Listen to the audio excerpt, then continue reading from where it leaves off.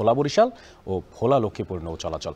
নির্ধারিত সময়ে গন্তব্যে পৌঁছাতে না পারায় চরম ভোগান্তিতে পড়েছেন নৌপথ ব্যবহারকারী যাত্রী ও পরিবহন শ্রমিকরা। পথে ঘাটে নষ্ট হচ্ছে কাঁচামালও। এ বিষয়ে আরও জানাতে ভোলার ভেদুরিয়া ফেরিঘাট থেকে যুক্ত আছেন সহকর্মী ইমতিয়াজুর রহমান। ইমতিয়াজ, জানাবেন যে এই যে ভোলা থেকে বরিশাল আর ভোলা থেকে লক্ষ্মীপুর, এই যে দুটো রুট, এই রুটে স্বাভাবিক সময় চাইতে ঠিক কতটা সময় আসলে নৌ চলাচলে লাগছে, আর পাশাপাশি জানাবেন এতে ভোগান্তির পরিস্থিতি কি দেখতে পাচ্ছেন?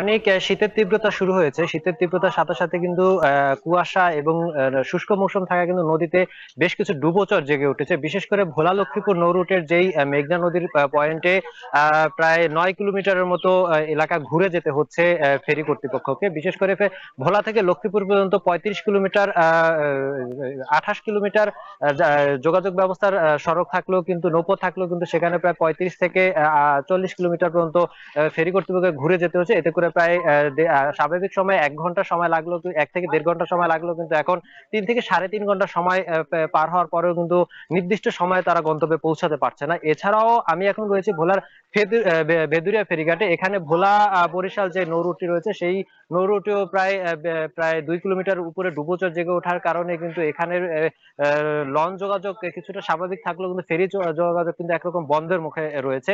আমি বিআইডব্লিউটিসি কর্তৃপক্ষের সাথে কথা বলেছিলাম, তারা জানিয়েছে যে এই নৌ রুটের যেই ডুবোচরটি যদি অপসারণ না করা হয় তাহলে কিন্তু ফেরি চলাচল একেবারে বন্ধ হয়ে যাবে। এতে করে ভোলা বরিশাল সহ যেই ঢাকা রুটে যেই যাত্রী এবং মালবাহী যেই ট্রাক বা অন্যান্য বাস গাড়ি রয়েছে তা কিন্তু চলাচলে অনেকটাই বিপাকে পড়বে।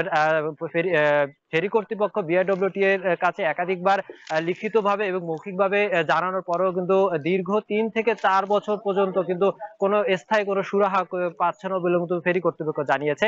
এই বিষয়ে আমি স্থানীয় যে বিআইডব্লিউটি কর্তৃপক্ষ রয়েছে তাদের সাথে কথা বলেছিলাম। তারা কিন্তু এর কোনো স্থায়ী সমাধান দিতে পারেনি। তবে তারা দায় চাপিয়ে যাচ্ছেন কিন্তু ড্রেজিং বিভাগের উপরে। আমি বরিশাল বিভাগীয় যে ড্রেজিং কর্তৃপক্ষ রয়েছে তাদের প্রায় ঊর্ধ্বতন 3 থেকে 4 জন কর্মকর্তার সাথে যোগাযোগ করার পরেও কিন্তু তারা স্থায়ী কোনো সুরাহা দিতে পারছে না। তারা বলছেন যে অতি শীঘ্রই তাদের এই নৌপথে যে ডুবোচর রয়েছে তা সমাধান হবে। কিন্তু এই স্থানীয় যেই বাসিন্দা রয়েছেন, ট্রাক শ্রমিক রয়েছেন এবং বিআরডব্লিউটিসি কর্তৃপক্ষ রয়েছে, তারা বলছে যে দীর্ঘ প্রায় 3 থেকে 4 বছর পর্যন্ত ভোলার এই তেঁতুলিয়া নদী ভেদুরিয়া পয়েন্টের তেঁতুলিয়া নদীতে প্রায় বরিশালের যে ড্রেজিং বিভাগ রয়েছে তারা কাজ করে যাচ্ছে এবং নদী থেকে যেই বালু এবং চর কেটে যাচ্ছে কাটছে এবং এই তেঁতুলিয়া নদীতে যেখান থেকে কাটছে তার পাশেই ফেলার কারণে কিন্তু পুনরায় ডুবোচর জেগে ওঠার কারণে কোনো স্থায়ী কোনো সমাধান হচ্ছে না।